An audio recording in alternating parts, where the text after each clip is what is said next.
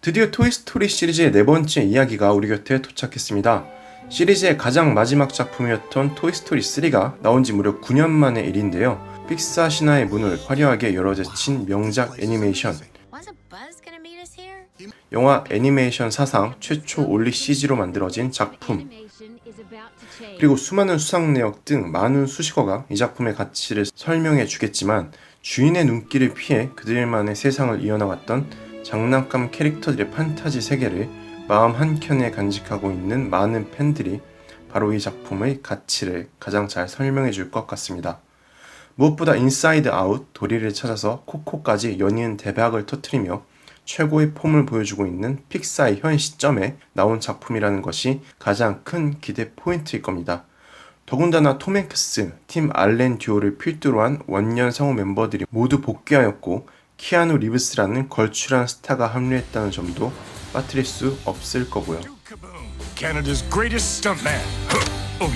제작진 라인업도 니모를 찾아서 월 2의 감독이자 시리즈 전편의 시나리오 작업에 참여했던 앤드류 스탠튼과 벅스라이프, 몬스터 주식회사 등 픽사의 대표작은 물론 토이스토리 시리즈의 명곡을 내놓았던 랜디 뉴먼 음악 감독, 인사이드 아웃의 각본을 맡았던 조시 쿨리가 메가폰을 잡았다는 사실 역시 픽사로서는 할 수 있는 거의 모든 지원을 총동원했다는 사실을 잘 보여주고 있습니다.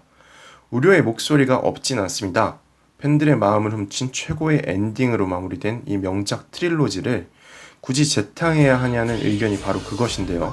실제로 작품을 먼저 감상한 몇몇 해외 평론가들은 지금까지 해왔던 이야기들의 복붙이라는 일침을 가하기도 했습니다. 물론 이런 의견들은 덮고도 남을 호평들이 연이어 쏟아지고 있지만요.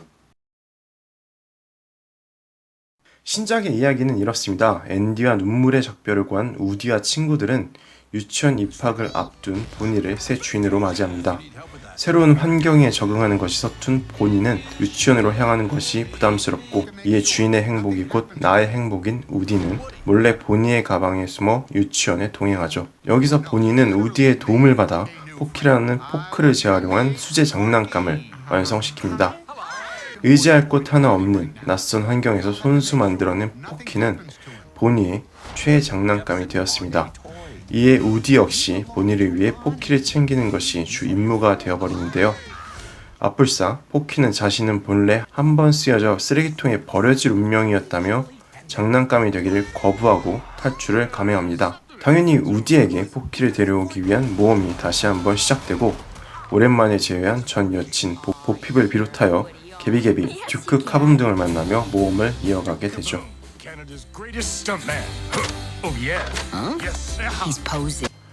오랜만에 만난 우디와 버지가 참 반가웠습니다. 이 볼품없고 매갈이 없는 카우보이는 꿋꿋하게 그걸 이어나가고 듬직해 보이는 이 우주인은 실은 어딘가 허당스러워 내내 유쾌함을 담당합니다. 이들이 주인에 대한 충성심과 장난감으로서의 사명감으로 맞닥뜨린 장애물을 하나하나 헤쳐나갈 때 우리는 여전히 응원을 보낼 수밖에 없었습니다. 밖에서 생고생하는 우디와 버즈를 대신해 캠핑카에서 든든히 이들을 기다리는 다른 장난감들의 모습도 한결같아 보기 좋았습니다. 무엇보다 이번 신작에서는 토이스토리 2 이후 다시 모습을 선보인 보핍과 새로운 캐릭터 포키, 개비개비, 듀크 카붐의 활약이 굉장히 두드러집니다.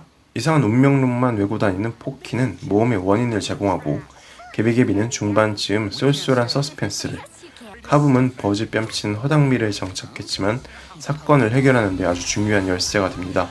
오랜만에 만난 보핍은 전작과 완전히 달라진 모습으로 놀라움을 자아내고요. 하지만 가장 중요한 것은 이번 영화에서 말하고자 하는 바가 모두 이 새로운 캐릭터들에 투영되어 있다는 것입니다. 장난감들에게 있어 주인에게 사랑받는 것은 사명이고 그러지 못할 때 버려지는 것은 운명입니다. 카붐과 개비개비와 같이 장난감이 주인에게 버려진다면 그것은 상처가 되고 트라우마로 남습니다. 심지어 포키 역시 쓰레기로서 버려지는 것이 운명이라는 것을 버릇처럼 외고 다니는 등 영화의 모든 캐릭터들이 운명을 말하고 그 운명을 순리로 받아들이는 것에 익숙합니다. 이 운명을 거스른 것이 보핍입니다. 보핍 역시 이 운명을 따르고 지향했지만 시간이 지나 주인으로 인해 사랑받는 것만이 최고의 삶이 아님을 깨닫습니다.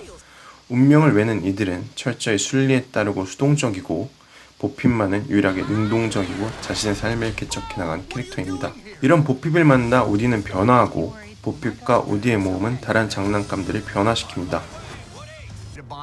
오디는 자신의 삶에서 주인이라는 키워드를 지워 자신과 보핍을 위한 진정한 모험을 시작하였고, 포키는 쓰레기라는 운명을 거스르고 장난감으로서의 또 다른 삶을 받아들였습니다. 개비개비는 골동품 상점에서 마냥 주인을 기다리는 수동적인 주체에서 직접 다가가는 능동적인 주체가 되었습니다. 듀크 카붐은 운명의 부작용에 상처와 트라우마를 벗어 던지고 비로소 활공하게 되죠. 내 장난감들이 선택한 각각의 삶은 모두 차이가 있습니다. 그러나 중요한 것은 세상과 운명이 주입한 외부의 소리에서 자신의 내면에 진동하는 마음의 소리에 반응하는 주체가 되었다는 점입니다.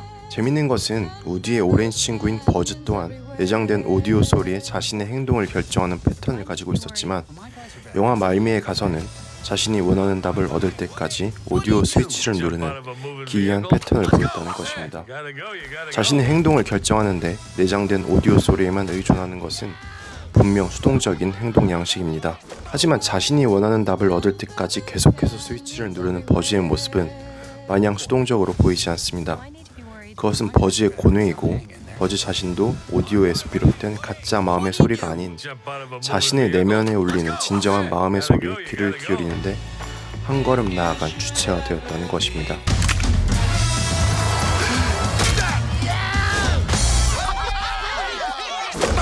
영화가 말하고자 하는 핵심 키워드는 능동, 개척, 그리고 운명에 거스르는 것입니다. 이런 점에서 영화의 쿠키 영상을 보게 되면 집에서 주인을 위한 삶을 살았던 장난감들은, 골동품 상점에서 선택받길 기다렸던 장난감들은 더 이상 이타적이고 수동적이지 않습니다. 장난감 게임대에서 주인을 만나는 장난감들은 얼핏 주인에게 선택받는 삶을 이어나가고 있는 것처럼 보이지만, 사실 게임대를 조작하며 스스로 주인을 찾아 나서는 주체가 된 셈이죠. 쿠키 영상은 유쾌하고 흥미롭게 영화의 메시지를 함축했습니다. 토이스토리4는 이 메시지를 정직하게 전달하는 영화였습니다. 시리즈 특유의 정서와 분위기는 이번에도 유효했고, 담백한 연출력은 너무 빠르거나 너무 느리지 않게 이입시킵니다. 주인의 기분에 따라 일희일비하는 장난감의 모습은 언제나 사랑스럽고, 주인을 피해 무궁화꽃이 피었습니다를 하는 장난감들의 모습은 때론 긴장감을, 때론 유쾌함을 전달합니다. 가장 순수했을 시절 이 시리즈를 처음 비디오로 접했을 때 그 충격과 기분을 이 신작에 넣을 수는 없을 것입니다. 하지만 영화가 말하고자 하는 메시지만큼은 시리즈 사상 가장 진보적이고 아름답습니다. 수십 년간 아름다운 이야기로 아이들을 포근하게 안아주었던 토이스토리는 스스로 만든 패러다임을 또다시 깨며 어른이들을 안아주었습니다. 토이스토리는 한 번 더 진화했고, 픽사는 이번에도 옳았습니다.